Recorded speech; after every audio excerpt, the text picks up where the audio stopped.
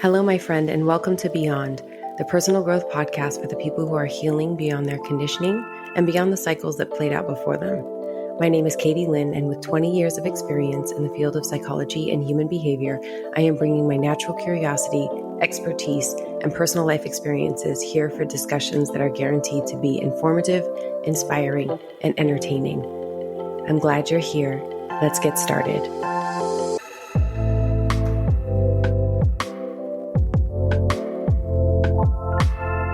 Okay, today on the podcast, we have Jane. Jane, it's so wonderful to have you here today. Where would you like to begin? Thank you so much for having me. I'm really excited to be here. So the thing that I wanted to talk to you about today is really the thing that I've been working on is my identity as a runner. And what I mean by that is over, I would say, the last 20 years, I've been doing the sport of triathlon. I love the sport of triathlon, and I've really done a lot of work. I've gotten a lot better, really, in all three sports, in the swimming and the biking and the running. I love the sport. I have this kind of idea that I'm a really good swimmer, I'm a really good biker, and I'm just okay on the run. And I really want to get faster. I have a goal. I have a big goal of qualifying for the Boston Marathon. I'm running in a marathon at the end of August. And the time that I need to qualify it feels like maybe it's possible, but there's also a really big part of me that's like, I don't think I can do it. It feels really hard.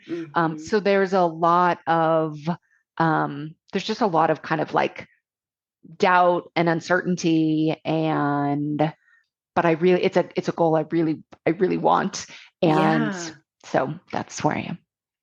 Amazing. Oh my gosh, congratulations, first off, on being a triathlete. That's incredible. Have you always been an athlete? I have always loved movement. I played volleyball in high school. I tried out for the college volleyball team and didn't make the team. I did some swimming, some swim team. I was kind of okay. So I've loved movement, but I've never really been like, oh yeah, she's the athlete or the athletic one or anything like that. And how do you feel about that now? I do. I very much feel like an athlete now. Okay. Yeah, I definitely feel like an athlete now. Yeah. Yeah. So if I introduce you to somebody and I say, this is Jane, and Jane is an incredible athlete, how does that feel in your body? I would say it feels mostly true. Like I can recognize and I can acknowledge a lot of the amazing things that I have done, but there's very much there's a lens of like, and I think this happens in the other sports, but it's more so in running. There is like the familiar thread of like not good enough. It's like, well, I'm not a good enough runner. If you were to say, I'm an amazing athlete or even an amazing triathlete, I would own most of it, but there would be this piece of me that's like, well, yeah. Where does that piece, if you pause for a moment, where does that piece live in your body? Where does it show up? The not good enough piece. Oh, it's so familiar. It lives in my chest, kind of like heart, chest. Like front side? Front side. Front side. Yeah. I heard you say it's so familiar. Yeah. What is it tied to? I think, I don't know that these are the words that were told me when I was younger, but the message I received was that basically nothing was good enough. I put a lot of pressure on myself, and I felt very judged. There was very much, kind of just messages of there's right ways and there are wrong ways and there are, good things and bad things. And so I very much, I absorbed a lot of that. And I think as such, I felt not good enough in a lot of ways. And so then, always looking to do better and to do more and to achieve. But generally then when I would achieve something, they would be like either not good enough or let's just move on to kind of like the next the next goal, for example. So even with running, I remember that I was never a runner growing up ever.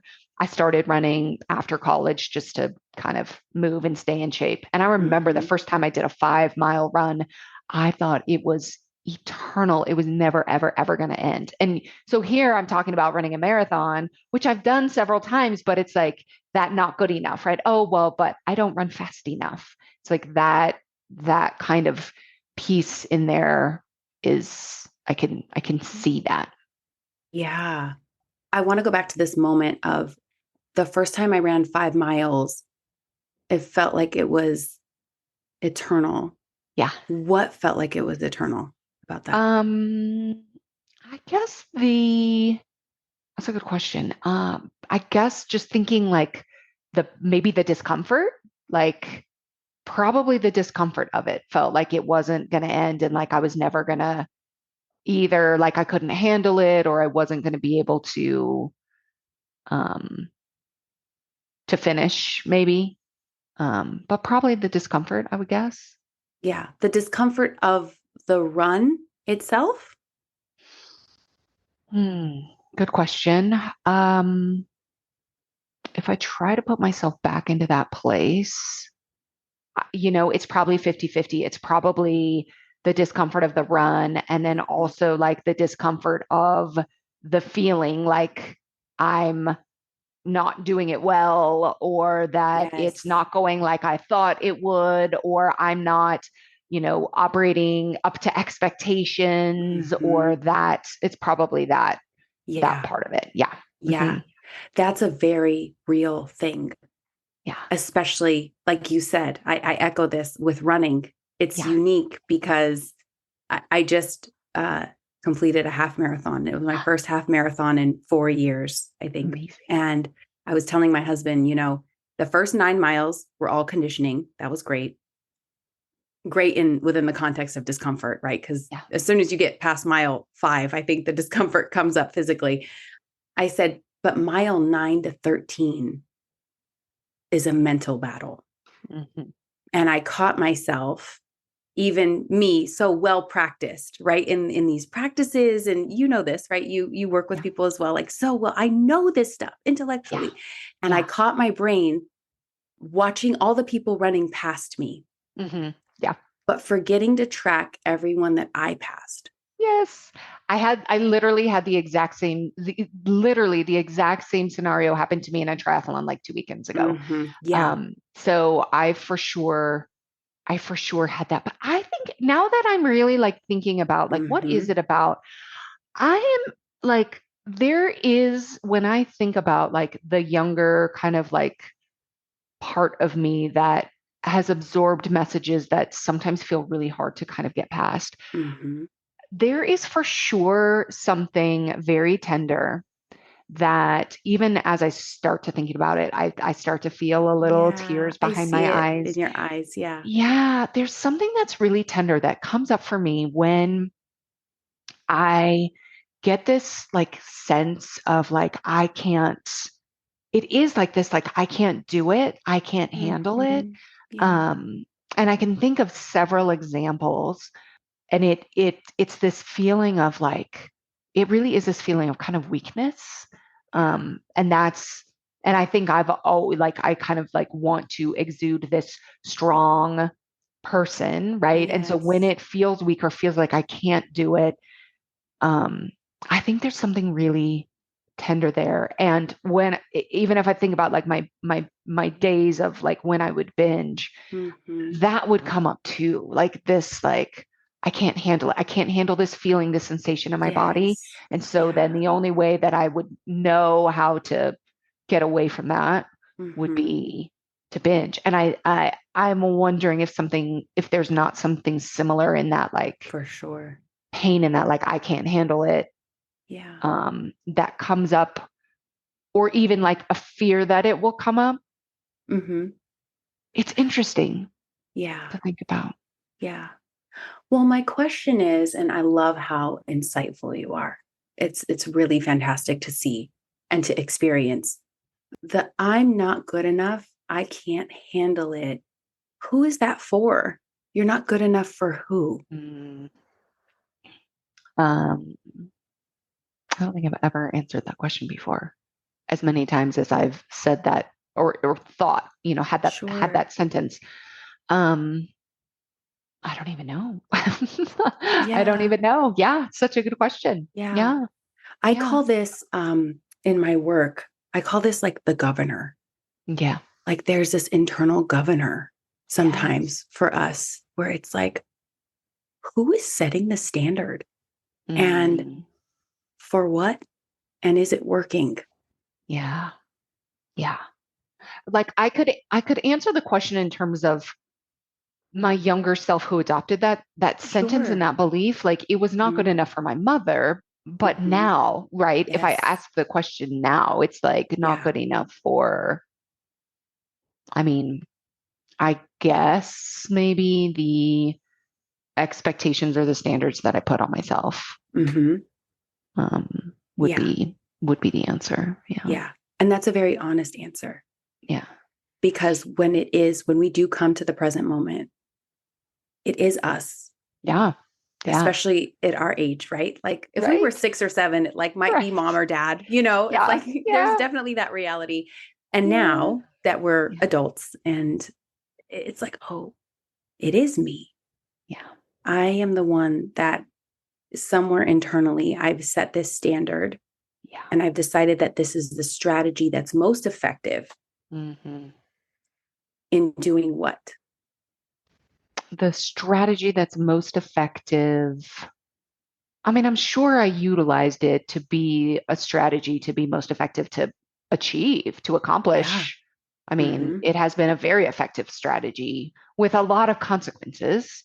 It Mm-hmm. certainly is it's a strategy that has produced results. Yeah. Yeah. Oh, it's been excellent. And I love that we can do this because you're a runner. It Yeah. also maybe upon further reflection has expired. Like the Mm. pair of shoes, it's got too many Yes. miles Too on many it. miles. They were Yes. Now my excellent knee in the hurts. beginning. Yeah. And now I'm Yes. having knee pain. Yes. And so Yes. I love that analogy. Oh my gosh. yeah, Yeah. yeah. And that's so true for so many of us when it comes to the strategies we developed in our younger years that really worked. They were important. We're Yeah. wise beings, very Yeah. effective. And now it's time for innovation. Yeah. So if there was another strategy that might work, what could that look like Mm. or feel like? Mm. I just took such a deep breath. I love that I can notice that my body's like, really? There's another strategy? Yeah. Um, if there's another strategy, what might it look like? I mean, I certainly do believe and prescribe that I have everything in me. Hmm. That there is no like thing to compare to or standard or something outside to kind of measure against. Hmm. Um, but I think that feels like a little like, are you sure? Because we've either needed external rules or Hmm. external, somebody else telling us like what to do or validation or, all of that. Like that has been, that kind of has been the strategy. And Hmm. so to kind of drop that as a strategy does feel a little like, I'm not sure. Yeah. Yeah. Yeah. It feels a little, what's the word you would use to describe that feeling? Um, I would say two words. It's almost like, I mean, the word for that itself would be hesitant. But it's Okay. like hopeful but hesitant. Hmm. Both. Hmm. Yeah. Mhm. Does the word unsafe resonate with you? Um, yeah, I mean, maybe in some ways, Hmm. in some ways, um, I mean, I think if I were, yeah, in some ways, I just had a vision of, like, I was initially thinking, like unfamiliar, but then Hmm. I just kind of had this vision of like, trying to, cross cross a bridge or cross a rope. I actually even almost had a vision of like on a ropes course, right? Yeah. Where you're like trying to like get across to the other side, but then the kind of like your safety harness or whatever has been, the external Mm-hmm. either guidelines or expectations or rules or Yeah. whatever else has kind of Mm-hmm. been like that safety harness. And so then, so yeah, then I guess if we're trying to do it without that, then yeah, I guess it would feel a little, but For that's the thing that sure. keeps me, Like what might happen? yeah. Hmm. I don't know. My heart starts to race just thinking about it. Right. I'm Yeah. like, oh, yeah. Okay. So I'm going to ask you a question that might seem totally random. Okay. Let's say you achieve your goal. Uh-huh. You make your run time, qualify for Boston. You kill it in Boston. You just do the thing. Then what? I mean, then I have an amazing experience in Boston. Mm-hmm. And then I'm sure I just decide I set some other goal that I want to do and achieve. Mm-hmm. Yeah. Mm-hmm. Okay. Yeah. And what does that mean about you as an athlete? Um, I guess I would probably make it mean as a runner, Mm-hmm. I would make it mean that I'm, I don't know. I mean, here comes good enough, right? Like Yes. I'm good enough Uh-huh. to get to Boston. Yes. And good Yeah. enough to finish Boston. Yeah. Hmm. So in our identity work, and you're probably very aware of this, we have to be right. We always Okay. we always have to be right about ourselves. So our Okay. brain is Right. only ever working to make sure that we are right. So I really resonate with your story because when I was young, I was told that I was not a runner. You're not a runner. You are slow. So in my athletics, I put myself in positions where I didn't really have to run. I was a pitcher in softball. I did volleyball, not much running in volleyball, right? Nope. So there was this identity. Yes. And when I would run the mile in high school, I would be lucky if I beat 12 minutes. Yeah. And it was torture. It felt like torture in my body. And now I'm almost consistently sub 10, which my brain will still say is slow for me. I still want to get faster. And however, there was a period of time where I really had to work at dropping Hmm. that identity of I'm not a runner. I'm not an athlete, really, almost as if I'm kind of this fraud that Hmm. was posing as an athlete, but people are going to find out. I'm sharing this because what is true about you as an athlete? What is true? Mm-hmm. Um, I mean, I really am I am a good athlete. I have achieved Mm-hmm. some pretty amazing things Mm-hmm. in athletics. Mm-hmm. There are many people who would just listen to this and be like, "What? I can't believe she's even, saying this or thinking this about herself um, or Sure. whatever." So Yeah. yeah, yeah. So notice the snapshot. Notice what the brain did. Okay. I said, Jane, what's true about you as an athlete? Uh-huh. And you said, the truth is, I am a good athlete. And then the brain segued into adding a little asterisk there and Mm. focusing itself on the judgments of others. Mm. Hmm. There are people who will listen to this and say, what is she talking about? She must be crazy. Yeah. Why do you think your brain did that? Um, well, I mean, I think two reasons. One, I think the Mm-hmm. brain is always thinking about what other people will think about us. Um, I also think that I think I also think that the brain is constantly comparing. Mm-hmm. So I think there's, probably some comparison. And, even if in talking about like what you were saying about the brain always has to be right, then there is this, like, there's very much, I think, with myself as an athlete and especially as a runner, it's like, yeah, but okay, I'm a good athlete and I see myself as a runner and like a, a decent, like I'm a decent runner, but there's like the yeah, but are you, like, yeah, but. Yeah. Okay. So I'm going to ask you to do something. I'm going to ask you to go back. You said 3 things. Okay. The brain is always thinking about considering what other people think about us. The brain is always comparing. The brain has to be right. I'm going to ask you to re-say that with my brain.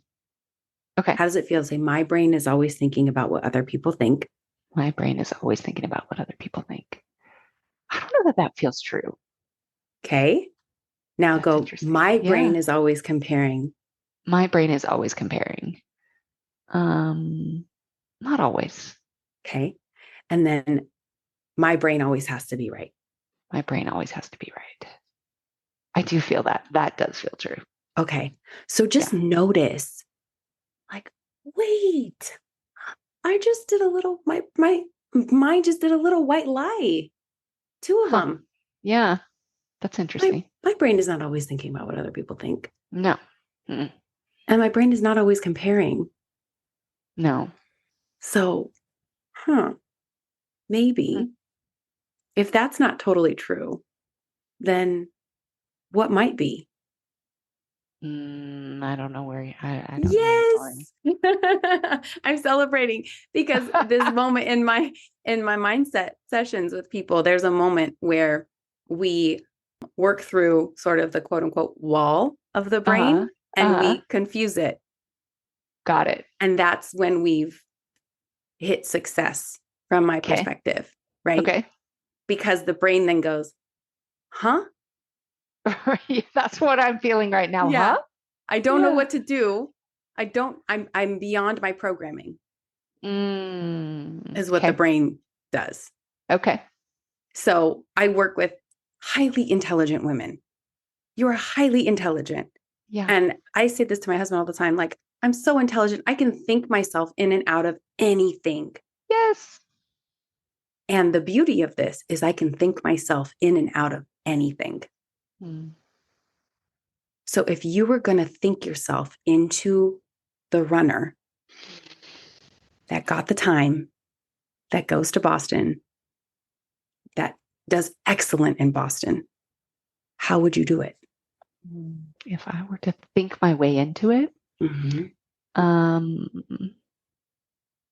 well, I would certainly stop thinking that it might not be possible or that I might not be able to do it or that it's going to be really hard, and kind of be like looking at future runs or weekends or whatever with a little like dread, trepidation, and what is it going to be like?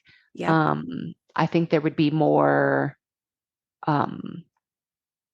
there would be probably more like excitement and anticipation versus trepidation, which is a little bit more of what I've been experiencing recently. Excitement and anticipation, because why? Well, because I know that I'm going to achieve a goal that I'm really excited about. Yeah. How does that feel in your body? Expansive. Yeah. Yeah. And even if it is hard, then what? I mean, well, I'm pretty sure it's going to be hard. I mean, yeah. But the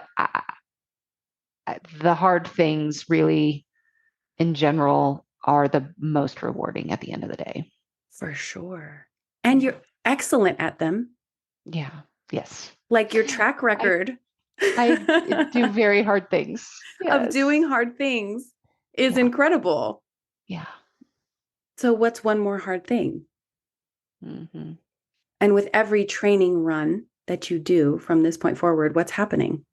I'm more just living into the new identity and just building more capability of doing hard things. Sure. Yeah. With every step. Yeah.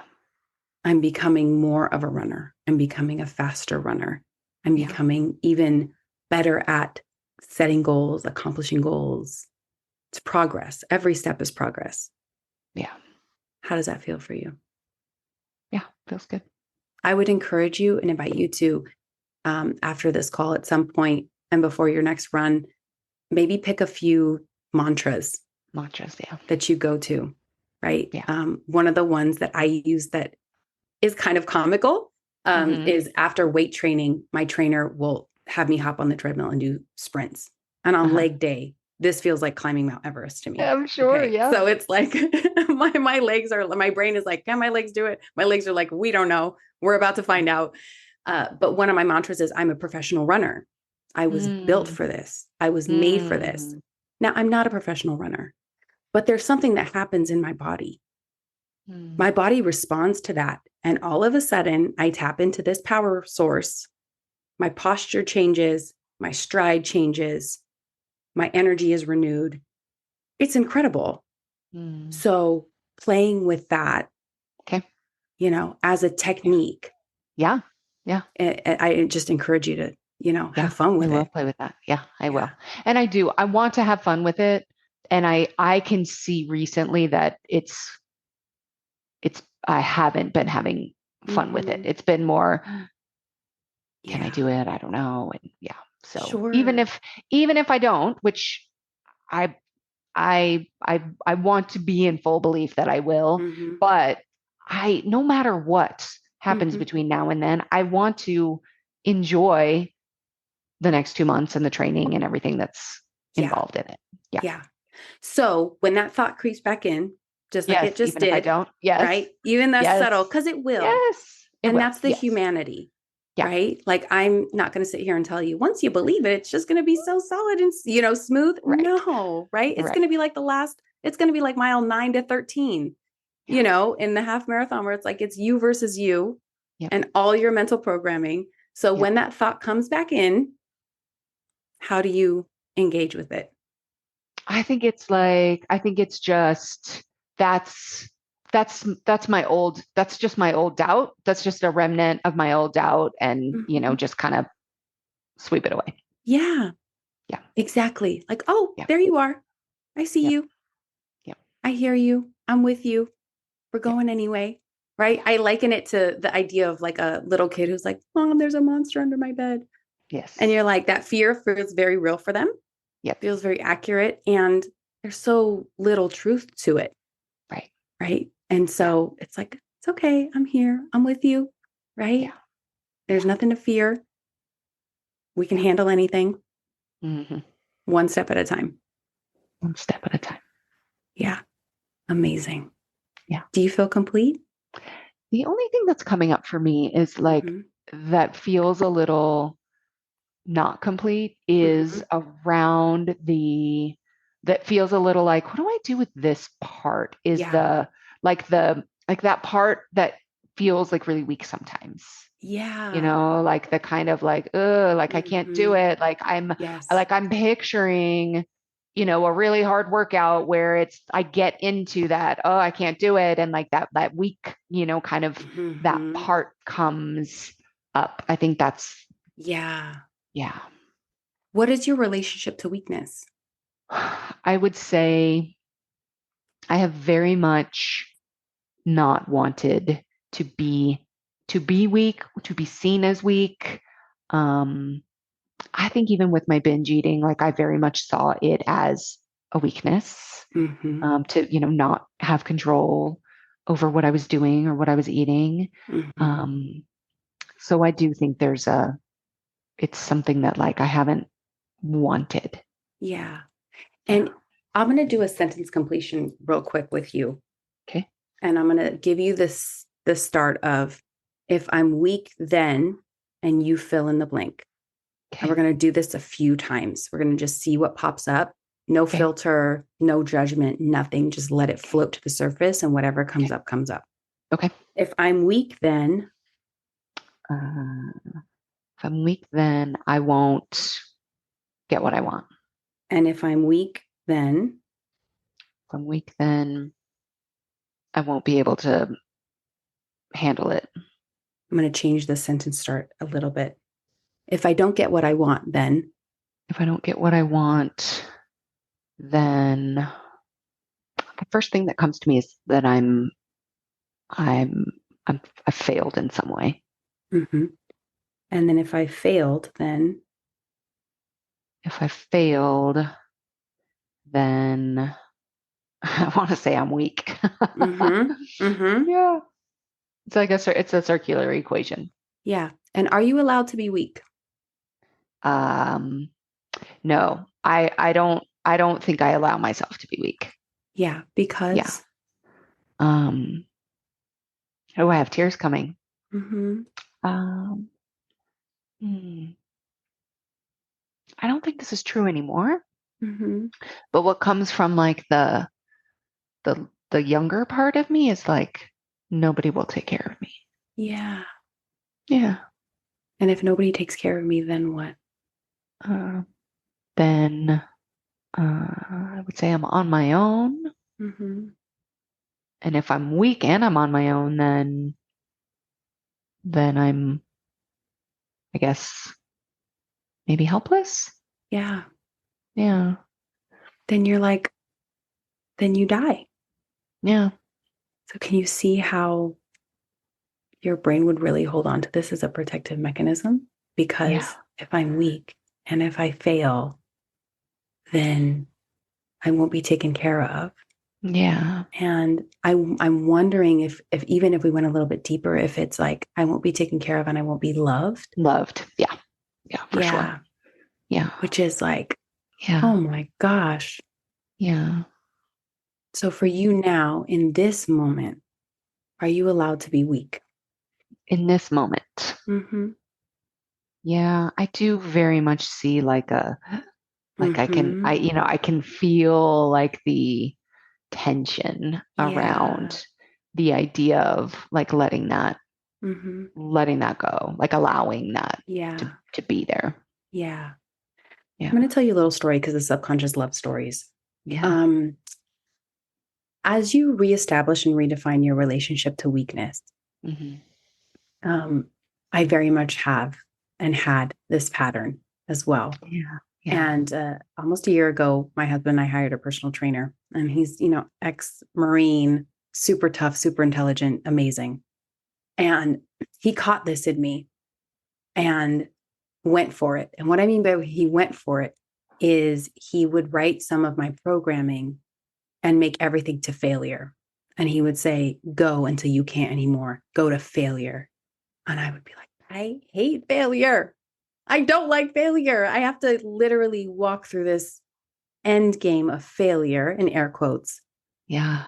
every single set 10 to 15 times in a workout. Yeah. And he said, well, yeah, because failure is the only way you get better. Mm.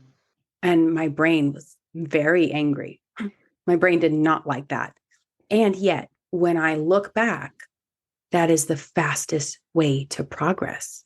Mm. Hmm. And he will tell me metaphorically, die in your workouts. Mm. Who cares? Give everything you empty your tank in this hour and see what happens. And that is where I found the reserves that I didn't know Mm. existed. And that was Hmm. where I found progress because they've done research. I'm sure you've heard of this too.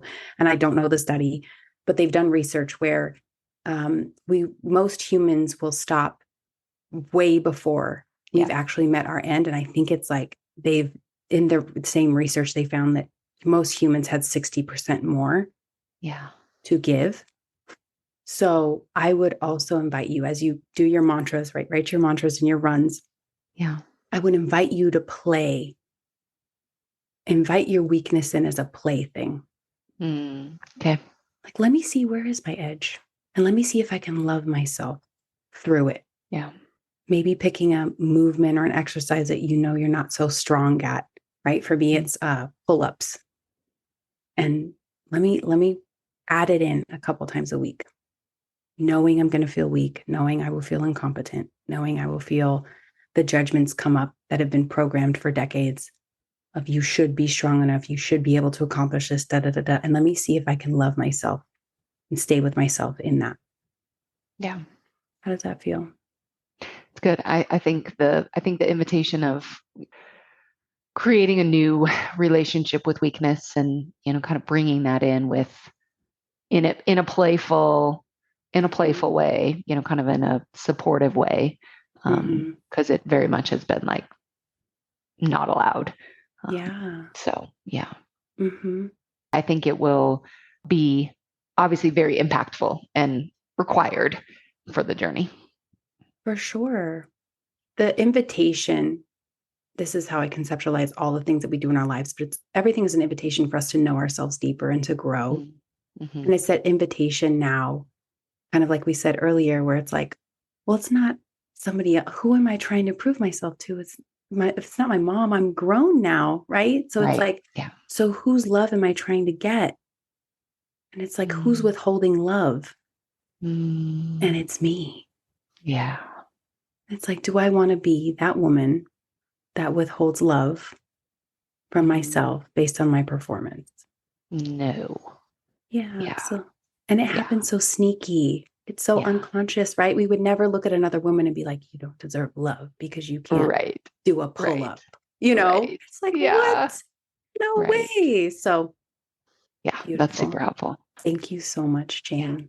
Thank you. This is an incredible conversation. I'm so excited for your journey. And I pray that when you cross that finish line in Boston, you message me a photo or something so I can celebrate with you. I absolutely will. I will for sure. Thank you so much. Yeah, my pleasure. As we complete this episode, I would love to know your insights, takeaways, and feedback. You can message me on Instagram at Katie Lynn Rojano or send them via email to katie@katielynnrojano.com. Any products or digital downloads I mentioned can be found via the link in my Instagram bio. If you enjoyed this episode, I encourage you to share it with at least one friend and leave a 5-star review so we can get these impactful dialogues into the lives of even more people. I would also like to thank my guest for their vulnerability and generosity in allowing us to learn from them and grow alongside them. Until next time, friends, let's go beyond.